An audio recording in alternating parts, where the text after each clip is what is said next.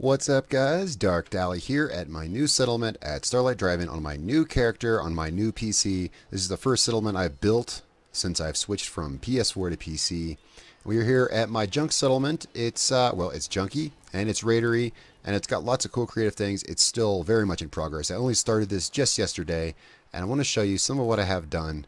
It's really cool. Now, if I don't have a list of mods or a link to a list of mods in the description, there will be one. I'm still working on that. Right now, I have 3 build mods I'm using. I'm only using 3. I'm using Place Everywhere, I'm using Spring Cleaning, and Homemaker. And honestly, I'm fine with just using those. You know, I figure the fewer mods I use, the fewer conflicts and problems I'm going to have. And these 3 work really well for me. So that's the mods you're seeing. Also, I am running the Seasons project. That's why everything's green. And I'm running the Raider Overhaul, as you may see some extra Raider assets around here. There's a lot of other mods, but those are the main things that I want to say up front. So the first thing I decided to do is I want to fortify and really turn this awning off the side of the Starlight. I really wanted to turn it into a proper entryway to, you know, a buttoned up, trashy Raider outpost. Done my best to make use of all different kinds of pieces. I like to use mesh here and there because you can shoot through it, but I also want to use, you know, solid walls at other places so that you can take cover behind them. Now, the electrical system is still in progress. Right now, these doors are simply controlled by this, so I can lock it down, you know, since I have already gotten rated once in the process of building this.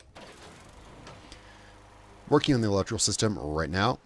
Now let's take a look at the top up here. Oh, before we do, I've gone to, like, links to really add lots of small touches to this, and I'm working that as I go. I figure all this is going to put a lot of weight on this awning, which is probably just made out of aluminum, so I went through and we got some support beams here. I like this touch, very cool. I use these in a lot of places in this settlement to fortify things. Also helps give it more of a raidery look. Right now I've got 2 Raider guard outposts, or sorry, this is not a Raider outpost, but I think of it that way because my guys are dressed as Raiders. We got 2 guard posts and one here, which is a great spot.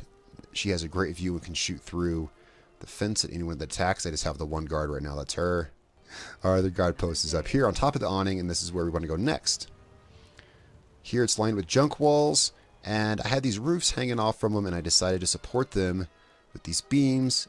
I think they look good. They needed some kind of support, and I wanted support that was diagonal and out of the way because there's already such limited space here. I didn't want to have, you know, beams coming straight down.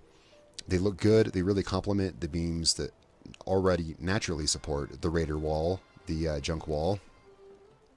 And these are simply fence posts, which I've used Place Everywhere to enlarge and tilt over to support the wall.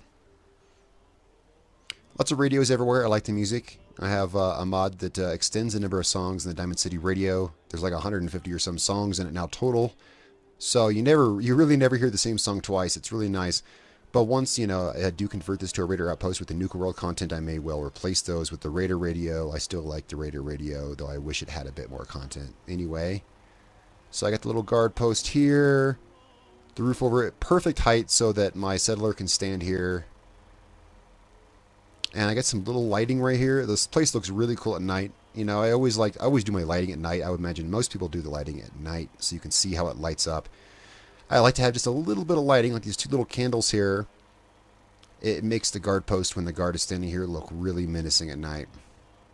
I've got the entire inside of the building completely fortified. Let's go down here and check that out from the bottom up. First, I've extended this awning with a piece from Homemaker that fit right on there. I decided to go ahead and extend this out. And I'm not quite sure what I'm doing with this space just yet. Got some more little support beams here to support the weight of that structure. I got a little turret up here. I decided to wall this door off for several reasons. Spring cleaning won't let me scrap it. And if I put something else there, or a power door or something, that original door is still going to be there hanging out. So I just walled it off on both sides so that you can't click it, and so that NPCs won't click it and open it. This is the fortified structure of the settlement right here. As you can see, I've used mesh to wire off all the walls. I've gutted the inside. Let's go ahead inside there and check that out. This place is coming along really nice. There's still so much to do, but even with the little bit I've done, there's so much I want to show. I got a door here so that if you're in here, this can be your safe room and you can lock this down. It's just switched on just one side of the door just so you can lock it down from the inside. There's no other reason you'd want that door closed unless you were in here and needed safety. This is still gutted in here. Now, right now, this door goes to the outside of the settlement. As of right now, the settlement kind of ends here. So this is the outside, and thus I decided to use a delayed switch so that you only have to hit one if you need to get in here fast, and it will close behind you. Here's the gutted inside of the cafe. And you can see that, yeah, I've used the mesh wiring to protect you from projectiles and allow you to take cover and return fire through the mesh. Still not much done in here, really. Let's go up here. All I have up here is just the mattress and then my, my power armor. And then, of course, I've also gone through and protected all these too. This place feels really fortified like this. I really like the feeling in here. It feels very cool and fortified, very tough. All right. There's still a lot of really cool stuff to show, and I want to get to that. My back hurts. My feet hurt. Now, these walls down here look like they were just kind of stamped there, all, you know, helter-skelter, and that's true, they are, because when I was in the process of building this place, I had everything closed off, except for that gap there, and I started hearing ghoul screams in the distance, so I panicked. I was in build mode already, and I just went stamp, stamp, stamp, stamp, and just closed that off. That's going to be something. I'm not quite sure what yet. Got a little farm plot here for some farming. I know one thing that troubles me about this is this looks awfully clean and neat. I mean, who tends this grass, right? It looks like a damn, you know, putting green. It needs to be dirtied up a little bit. I'm thinking of some weeds or something. I'm probably going to go through and do some weeds because this place is run by raiders after all. Yeah. I'm doing a lot of theme of freight containers and semi-trailers and stuff like that because there is a train track right over there. You can see the locomotive right there. There's a train track right there by Starlight. So I figure it would only be logic to, you know, that the people settling here would have salvaged as much as they could from those rail cars. So I'm going to have a lot of that kind of theme here. I'll probably have some rail cars as well. Freight container. Here's my crumbling concrete wall. Really proud of that. I built that brick by brick. And the reason behind that, I wanted a building. This is going to be my character's building. I need a place for my workshop, my storage, all my stuff. And it's usually, you know, it's always the central piece of the settlement, you know, at least as far as functionality goes. And so I decided, okay, I want some kind of structure to, you know, start with, but I don't want to just, and what I did was I used the pier shack from Homemaker, but I didn't want to just snap all the pier pieces together and then have this building that stands out because everything else here is comprised of junk. This needs to be too. So what I did was I built kind of the outside shell out of the pier shack pieces, and then I decided, okay, the rest of it's going to be kind of mixed junk / pier pieces kind of supporting the building, you know. And so I decided to build part of the wall out of concrete blocks. Now these are mostly, you know, compilation pieces of several bricks that I stamped in here in various orientations, but the front of this, I wanted, it looked too clean. It still looked too clean, and so I went through for the front and hand placed all of these to make it look like it's collapsing with place everywhere. Very, very cool idea. I like that. That's probably my favorite part of the settlement, to be honest, as I love the look of that wall. Let's go in here and check this out. A lot to be done here. This is kind of where I'm at now. I'm just doing this a little bit at a time. As of right now, the pier shack roof ends there. I have some you know, jerry-rig supports here holding it up against this wood wall.